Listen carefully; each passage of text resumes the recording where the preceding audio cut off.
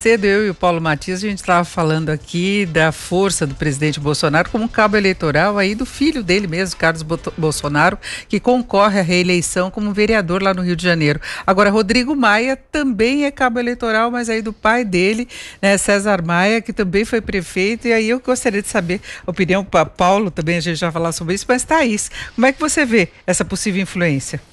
Pois é, os cabos eleitorais este ano, eles não estão valendo muita coisa, né, Denise?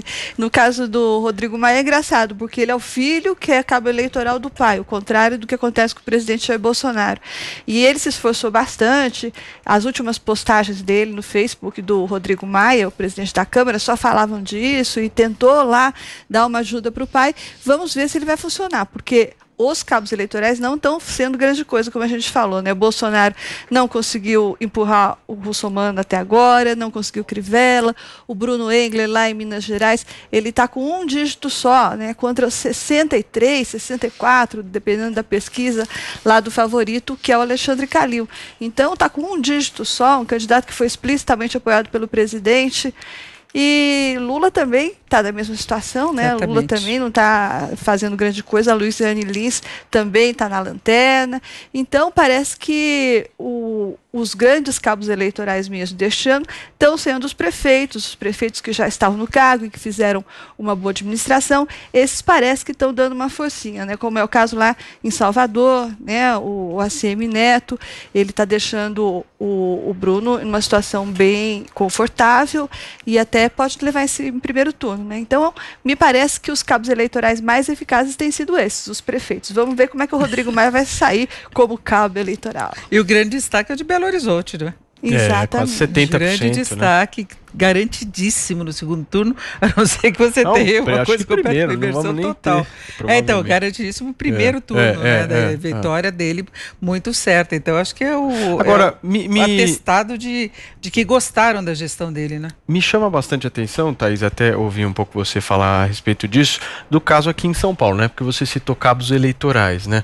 O governador João Dória tem uma alta rejeição aqui na cidade de São Paulo. E o candidato Bruno Covas liderando, né? Como é que a gente explica isso? A gente explica que ele escondeu, né? A gente explica que ele deixou o governador um pouco de lado, um jeito um pouco educado, né? Ele tentou não dizer que rejeitava, mas também ele não saiu por aí, né? Hasteando o nome do governador João Dória. E eu acho que, no caso dele, teve também a pandemia, né? A pandemia é uma variável tão ainda misteriosa, né? Eu estou ouvindo gente falar que a pandemia ajudou a direcionar aí a popularidade dos prefeitos. Eu não sei o que vocês acham, se vocês já falaram sobre isso, mas eu acho que ainda é uma coisa muito, muito difícil de avaliar, né? Porque são tantas variáveis e a pandemia foi só uma delas. Então, no caso do Bruno Covas, será que a pandemia ajudou ele nesse favoritismo?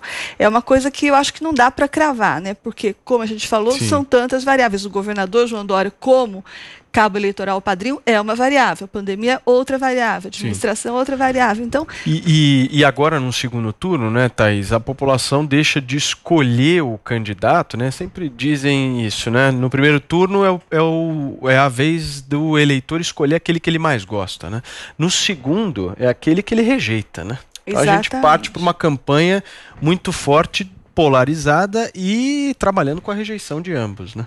Exatamente. O segundo turno é uma votação que você escolhe não necessariamente um candidato, mas você pode escolher se posicionar contra um candidato, né? É o que mais ocorre.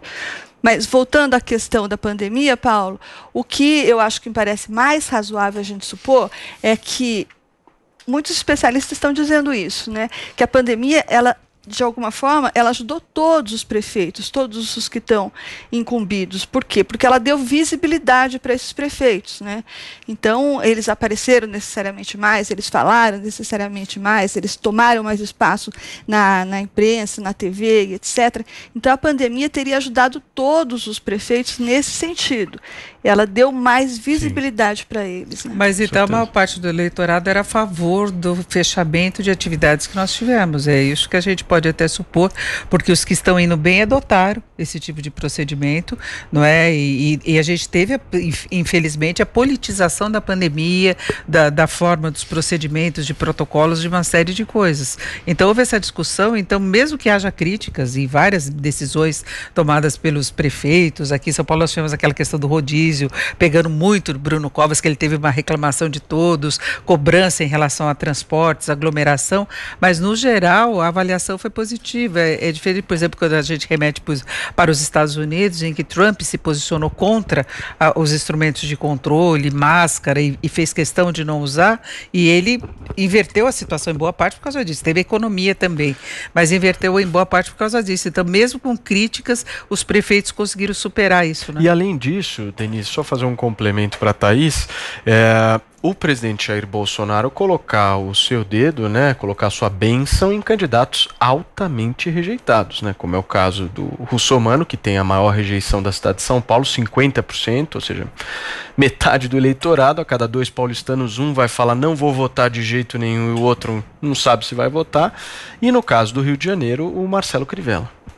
É verdade, é verdade. Mas o Marcelo Crivella, por exemplo, ele tem essa altíssima rejeição, mas, ao mesmo tempo, ele hoje é o único prefeito do Sudeste que não é favorito para a reeleição. Na região Sudeste, todos os prefeitos que estão no cargo agora aparecem, despontam como favoritos.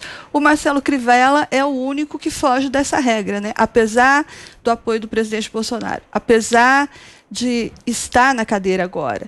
Ele é o único que não desponta como favorito na região Sudeste. Não sei a que se deve isso, talvez aos próprios méritos, não é? Porque é uma situação atípica a do Marcelo Crivella.